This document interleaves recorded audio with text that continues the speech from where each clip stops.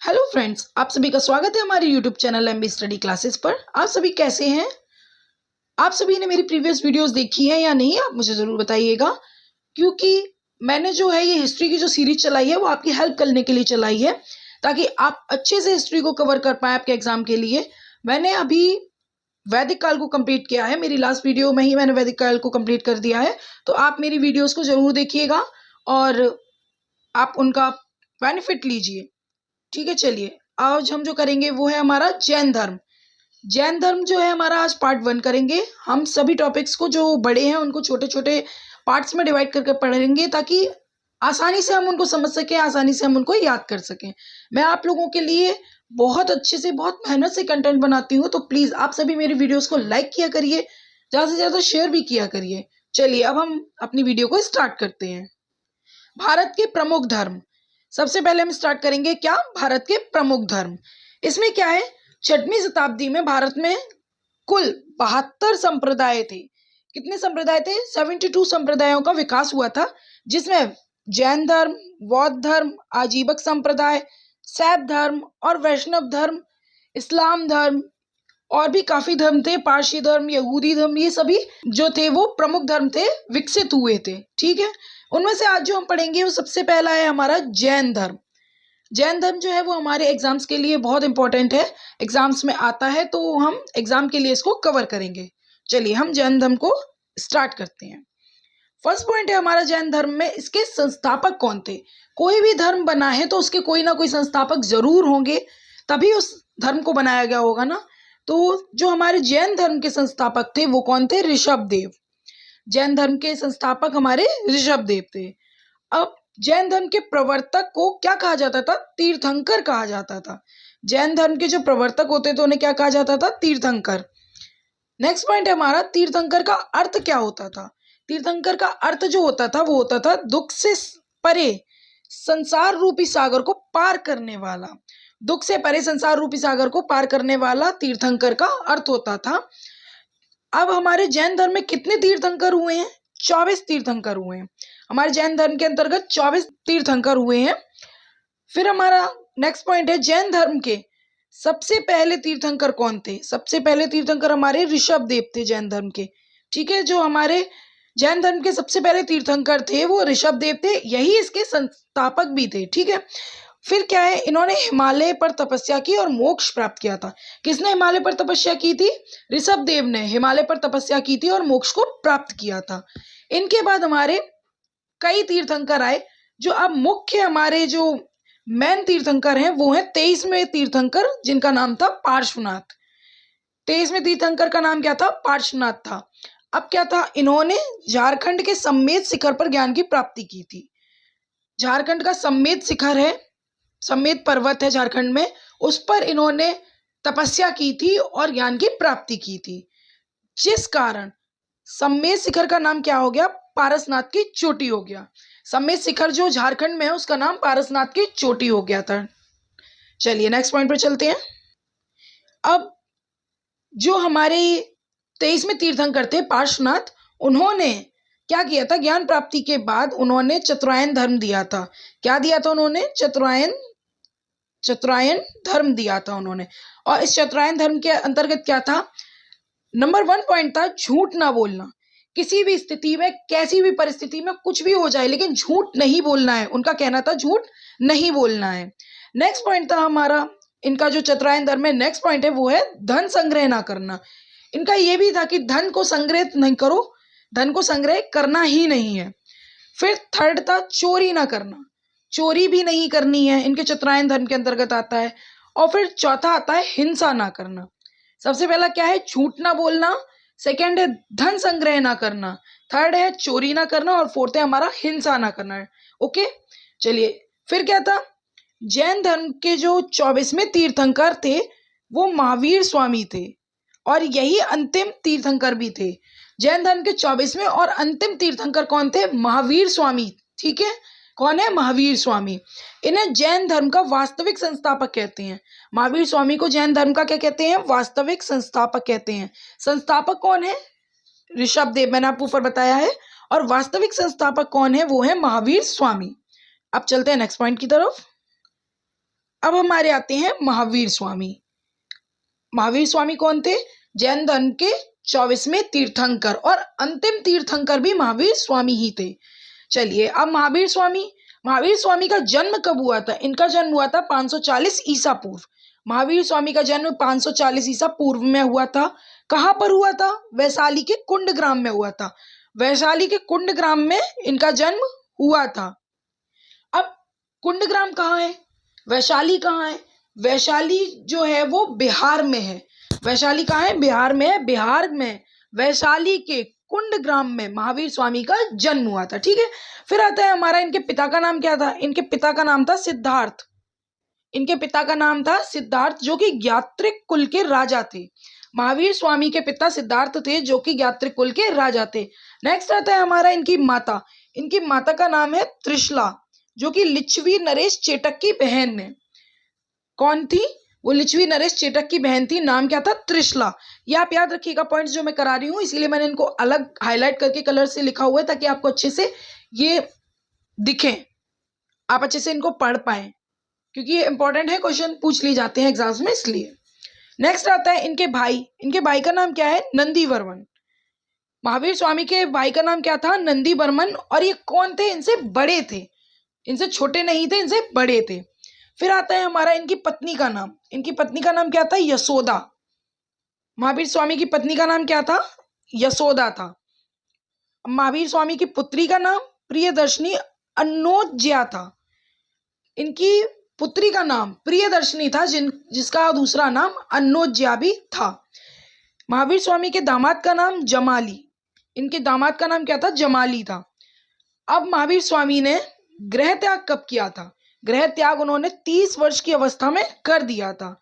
महावीर स्वामी ने गृह त्याग किस अवस्था में किया था? 30 वर्ष की अवस्था में इन्होंने गृह त्याग कर दिया था। फिर ज्ञान प्राप्ति कहाँ की थी? ज्ञान प्राप्ति जो की थी महावीर स्वामी ने, वो जाम्बिक ग्राम में साल वृक्ष के नीचे ऋजुपालिका नदी के तट पर की थी। जाम्बिक नामक ग्राम था, वहां पर साल वृक्ष के नीचे ऋजुपालिका नदी के तट पर इन्होंने ज्ञान की प्राप्ति की थी। ज्ञान प्राप्ति कितने वर्षों में की थी महावीर स्वामी ने? 12 वर्ष में। 12 वर्ष की अवधि इनको लगी थी ज्ञान प्राप्त करने में। ज्ञान प्राप्ति जो हुई थी उसको क्या कहते थे? कैवल्य। ज्ञान को क्या कहते हैं?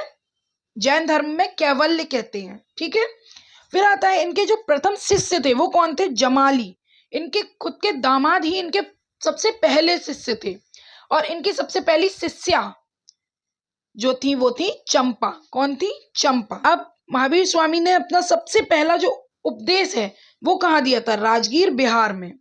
महावीर स्वामी ने अपने सबसे पहला जो उपदेश दिया था वो राजगीर बिहार में दिया था, और सबसे अंतिम उपदेश जो दिया था वो दिया था पावापुरी बिहार में। ये आप याद रखिएगा, इन्होंने सबसे पहला उपदेश कहाँ दिया था? राजगीर बिहार में। और सबसे एंड का जो उपदेश दिया था, सबसे अंतिम लास्ट उपदेश जो दिया था उन्होंने पावापुरी बिहार में दिया था। नेक्स्ट है हमारा, महावीर स्वामी की जो भाषा थी वो कैसी थी? प्राकृत या अर्धमागधी थी। कैसी भाषा थी? प्राकृत या अर्धमागधी। सबसे प्रिय शिष्य या प्रिय अनुयायी कौन थे इनके? वो थे भद्रबाहु और स्थूलबाहु। महावीर स्वामी के सबसे प्रिय अनुयायी कौन थे? भद्रबाहु और स्थूलबाहु। अब महावीर स्वामी की मृत्यु कब हुई? 468 ईसा पूर्व, 468 BC में इनकी मृत्यु हो गई थी। अब इनकी मृत्यु किस स्थान पर हुई थी? वो हुई थी पावापुरी में। महावीर स्वामी की जो मृत्यु हुई थी वो पावापुरी बिहार में हुई थी। अंतिम उपदेश इन्होंने कहाँ दिए थे? पावापुरी बिहार में ही दिए थे। कितने वर्ष की आयु में इनकी मृत्यु हो गई थी? 72 वर्ष की आयु में। ये 72 ईयर्स के थे तब इनकी मृत्यु हो गई थी। अब जो जैन धर्म है उसमें मृत्यु को क्या कहते हैं? निर्वाण। मृत्यु नहीं कहा जाता है, निर्वाण कहा जाता है। निर्वाण प्राप्ति, महावीर स्वामी को निर्वाण की प्राप्ति हुई थी। चलिए अब चलते हैं नेक्स्ट पॉइंट की तरफ। नेक्स्ट पॉइंट है हमारा, ज्ञान प्राप्ति के बाद महावीर स्वामी को क्या क्या कहने लगे थे? वर्धमान। महावीर स्वामी को क्या क्या कहने लगे थे? वर्धमान, कैवलीन, जीन, निग्रोथ। ज्ञान प्राप्ति के बाद महावीर स्वामी को वर्धमान, कैवलीन, जीन, निग्रोथ कहा जाने लगा था। जीन का अर्थ क्या होता है? विजेता। और निग्रोथ का अर्थ क्या होता है? बंधन से मुक्त। जीन का अर्थ विजेता और निग्रोथ का अर्थ है बंधन से मुक्त। फिर आता है हमारा, पार्श्वनाथ के अनुयायी क्या कहलाए? पार्श्वनाथ जो थे उनके अनुयायी जीन कहलाए, और महावीर स्वामी जो थे उनके अनुयायी क्या कहलाए, उनके अनुयायी निग्रोध कहलाए। पार्श्वनाथ के अनुयायी जीन कहलाए और महावीर स्वामी के अनुयायी निग्रोध कहलाए थे। नेक्स्ट पॉइंट है हमारा, महावीर स्वामी ने ज्ञान प्राप्ति के बाद पंचायन धर्म दिया। पार्श्वनाथ ने कौन सा धर्म दिया था, चतुरायन धर्म दिया था, और महावीर स्वामी ने कौन सा दिया है, पंचायन धर्म। इन्होंने क्या किया था, पार्श्वनाथ के चतुरायन धर्म में ही अपना एक पांचवा धर्म जोड़ दिया था, उसी को पंचायन धर्म कहा जाता है। पंचायन धर्म कौन कौन से हैं देखते हैं। सबसे पहला जो महावीर स्वामी का था वो पार्श्वनाथ का भी था, झूठ नहीं बोलना, किसी से भी झूठ नहीं बोलना है, कैसी भी परिस्थिति हो। फिर हमारा आता है धन का संग्रह नहीं करना, जिसे अपरिच्छेय कहते थे। क्या कहते थे, अपरिच्छेय कहते थे, ठीक है। फिर आता है चोरी नहीं करना, वो है उस्तेव कहते थे इसको, चोरी नहीं करना, इसको उस्तेव भी कहा जाता था। फोर्थ है हमारा हिंसा नहीं करना, ये पंचायन धर्म के अंतर्गत आता था, हिंसा नहीं करना। ये चारों क्या है, पार्श्वनाथ के चतुरायन धर्म हो गए। अब जो पांचवा इन्होंने इसमें ऐड किया था महावीर स्वामी ने, वो है हमारा ब्रह्मचर्य, विवाह नहीं करना। महावीर स्वामी ने जो पांचवा धर्म पार्श्वनाथ के चतुरायन धर्म में ऐड किया था वो था ब्रह्मचर्य, विवाह नहीं करना। ये था हमारे महावीर स्वामी के पंचायन धर्म, ठीक है। चलिए चलते हैं नेक्स्ट पॉइंट की तरफ। अब नेक्स्ट पॉइंट है हमारा, महावीर स्वामी ने त्रिरत्न भी दिए थे। इन्होंने पंचायन धर्म भी दिया था और हमें त्रिरत्न भी दिए थे। पहला त्रिरत्न क्या था, सम्यक ज्ञान, सम्यक ज्ञान मतलब नॉलेज, नॉलेज होनी चाहिए। दूसरा है सम्यक विश्वास, यानी कि फेथ, विश्वास भी होना चाहिए। और सम्यक आचरण, आचरण मतलब कैरेक्टर, कैरेक्टर भी अच्छा होना चाहिए। ये त्रिरत्न किसने दिए थे, महावीर स्वामी ने दिए थे। अब आते हैं नेक्स्ट पॉइंट की तरफ। महावीर स्वामी ने अनेकांतवाद को माना। महावीर स्वामी जो थे वो अनेकांतवाद को मानते थे, ठीक है। फिर नेक्स्ट पॉइंट है हमारा, महावीर स्वामी ने ईश्वर के अस्तित्व को नहीं माना। महावीर स्वामी जो थे वो ईश्वर को नहीं मानते थे, वो किसी भी मूर्ति पूजा कर्मकांड को नहीं मानते थे, उसका विरोध करते थे, ठीक है। ये याद रखिएगा, महावीर स्वामी ईश्वर के अस्तित्व को नहीं मानते थे, वो मूर्ति पूजा कर्मकांड का विरोध करते थे। अब नेक्स्ट पॉइंट है हमारा, उन्होंने पुनर्जन्म को माना है। किसको माना है, पुनर्जन्म को माना है। महावीर स्वामी ने पुनर्जन्म को माना है। उनका कहना था पुनर्जन्म का सबसे बड़ा कारण आत्मा है। महावीर स्वामी कहते थे पुनर्जन्म का जो सबसे बड़ा कारण है वो आत्मा है। उन्होंने ये भी कहा था कि आत्मा को सताने के लिए मोक्ष प्राप्ति के बाद पुनर्जन्म से मुक्ति मिल जाती है।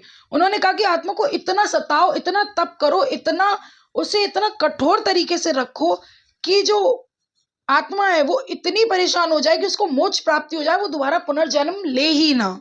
उनका कहना ऐसा था कि इस आत्मा को मुक्ति मिल जाए, जन्म मरण से मुक्ति मिल जाए, आत्मा को दोबारा जन्म लेने की जरूरत ही ना पड़े, इसको इतना तपा दो, उसको इतना सता दो कि पुनर्जन्म फिर ये कभी ले ही ना। अब नेक्स्ट पॉइंट हमारा आता है, पुनर्जन्म से मुक्ति के लिए उन्होंने क्या क्या बताया। उन्होंने संलेखन विधि, संथाना विधि, अनुलेखन विधि को अपनाने को कहा। अब ये विधियां क्या हैं, संलेखन, संथाना, अनुलेखन, ये तीनों एक ही विधि है। इसमें क्या था कि जब प्राण त्यागने होते थे तो उस समय पे धीरे धीरे करके शरीर को भूखा रखा जाता था, धीरे धीरे भोजन को कम कर दिया जाता था, बिल्कुल ही फिर भोजन बंद कर दिया जाता था, जिससे धीरे धीरे भूख के कारण मृत्यु हो जाती थी, ठीक है। इसको क्या कहा गया है, संलेखन या संथाना या अनुलेखन विधि, ये याद रखिएगा। संलेखन विधि किसे कहा गया है ये पूछा जाता है, तो आप याद रखिएगा। फिर नेक्स्ट पॉइंट हमारा आता है, महावीर स्वामी ने अहिंसा पर सर्वाधिक बल दिया है। महावीर स्वामी ने क्या किया, अहिंसा पर सर्वाधिक बल दिया। उन्होंने हिंसा ना करने के लिए कहा है। उन्होंने कृषि या युद्ध पर प्रतिबंध लगा दिया।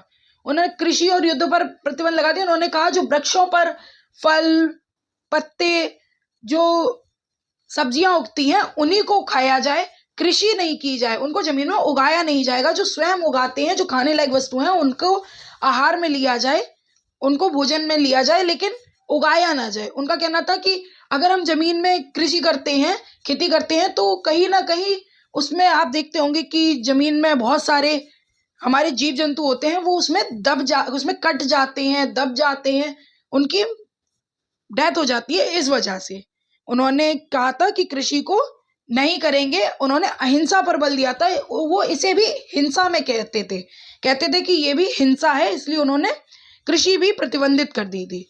नेक्स्ट पॉइंट हमारा आता है, महावीर स्वामी के दिए गए उपदेशों को 14 पूर्व नामक पुस्तक में रखा गया है। महावीर स्वामी ने जितने भी उपदेश दिए हैं, पहले उपदेश से लेकर के अंतिम उपदेश तक उन्होंने जितने भी उपदेश दिए हैं वो सभी किस में रखे जाते हैं? 14 पूर्व नामक पुस्तक में, जो कि जैन धर्म की सबसे प्राचीन पुस्तक है। जैन धर्म की क्या है? वो सबसे प्राचीन पुस्तक है। ये आप याद रखिएगा, क्या है? जैन धर्म की सबसे प्राचीन पुस्तक है 14 पूर्व, और इसमें क्या है? महावीर स्वामी के सभी उपदेश हैं। नेक्स्ट पॉइंट है हमारा, जैन भिक्षुओं के रहने के स्थान को क्या कहते थे? वसदे। जैन भिक्षु जो रहते थे उस स्थान को क्या कहते थे? वसदे कहा जाता था। ठीक है, याद रखिएगा। अब चलिए हम जो है इस वीडियो को ज्यादा लंबा ना करते हुए यहीं पर एंड करते हैं। अब नेक्स्ट पार्ट जो है अब मैं कल इसका नेक्स्ट पार्ट आप लोगों को प्रोवाइड करूंगी। तब तक के लिए आप इस वीडियो को देखिएगा। जैन धर्म के जितने भी इसमें पॉइंट कराए हैं ये सभी इंपॉर्टेंट हैं, आप इसको अच्छे से पढ़ लीजिएगा।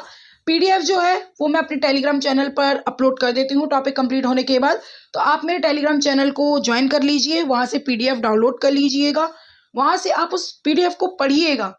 मेरी वीडियो देखने के बाद आप उस पीडीएफ को पढ़िएगा और बहुत अच्छे से उसको समझिएगा, आपको सब कुछ अच्छे से याद हो जाएगा। आपको कहीं से भी इधर उधर से पढ़ने की जरूरत नहीं पड़ेगी, सिर्फ आप मेरी पीडीएफ पढ़िएगा। एग्जाम्स हैं, इससे बाहर कुछ भी नहीं आएगा, जितना मैं आपको करा रही हूँ आप वही करते जाइए।